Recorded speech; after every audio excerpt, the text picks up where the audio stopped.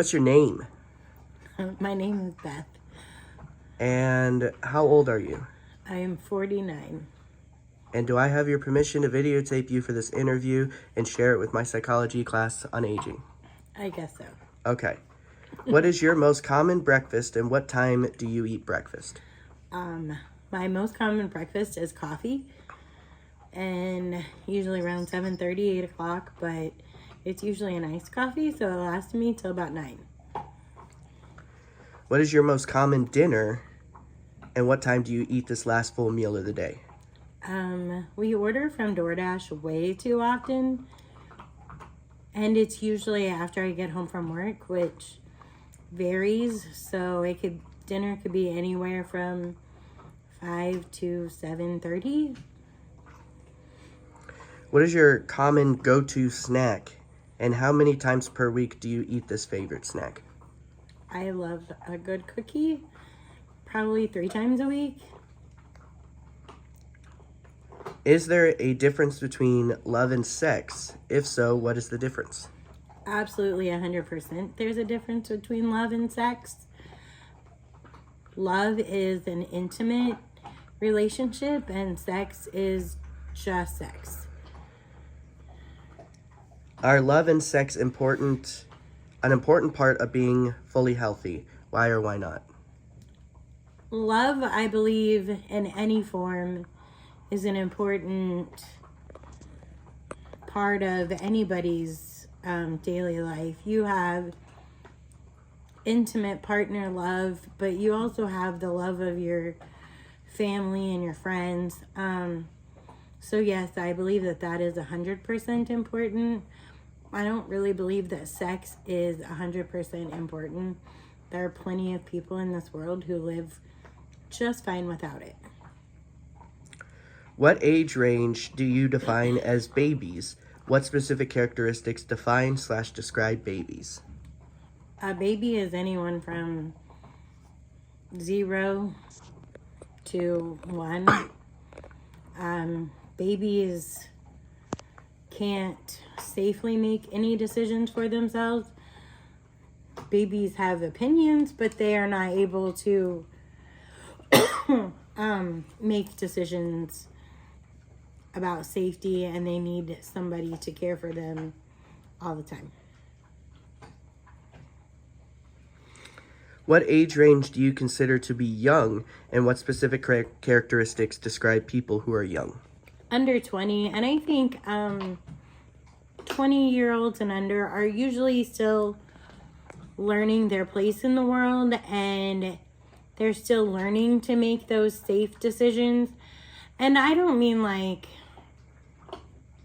safe, not spending all your money on whatever, but safety. Like they're still learning the dangers in life. What age range do you consider to be middle-aged, and what specific characteristics describe people who are middle-aged? I would say 45 to 55 is middle-aged. I think in general, people in their 40s to 50s are settled into a career. I mean, there's people out there who aren't, but that's for every age range. And mostly they are settled down with a family or a partner, if that's what they've chosen for their life. I just think that usually they have chosen the direction of their life, for the good or the bad. What age range do you consider to be old, and what specific characteristics describe people who are old? Older people are, in my opinion, 70 and up. I'm a nurse. I work as a director of nursing in a nursing home, so I see old people all the time. But in my opinion, old people are generally living on a fixed income. Some are higher than others, but most of the time they've retired. They have kids, grandkids. You know, they have the younger generation to look at. What are the goals you want to accomplish in the next month? My goals in the next month are to make it through my granddaughter's 3rd birthday and figure out how we're going to do that. What about the next year?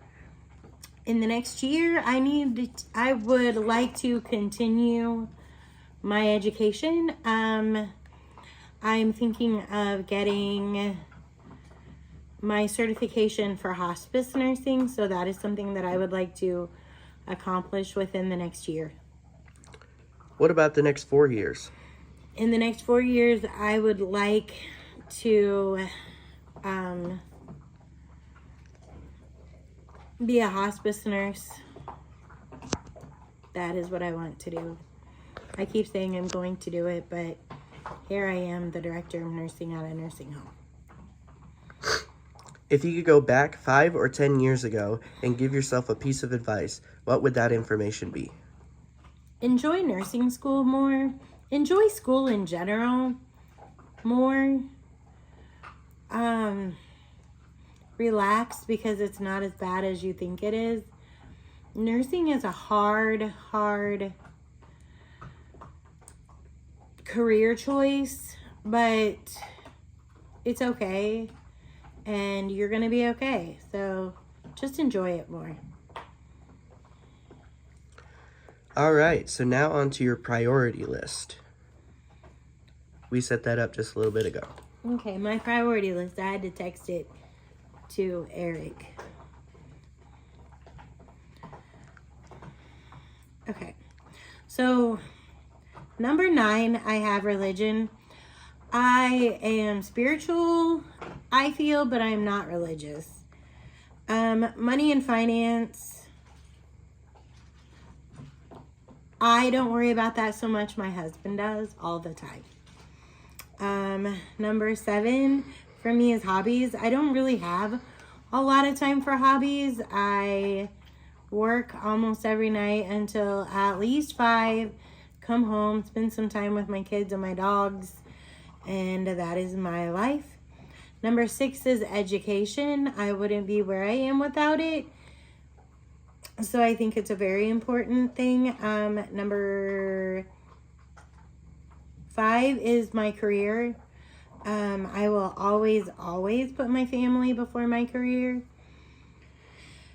Number 4 is family of origin. My parents are amazing, and if they were to need me, I would be there in a second, but they are also 2.5 hours away. So number 3 to me is physical and mental health. More so, I guess, mental health, because obviously physical isn't that, it's important to me, but I don't follow it well.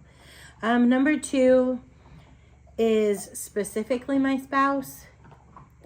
And number 1 is the family that I created with my spouse and my 2 children and my grandchild. And 4 dogs and cats. Okay, what were you focused on 20 years ago, and what made you happy then?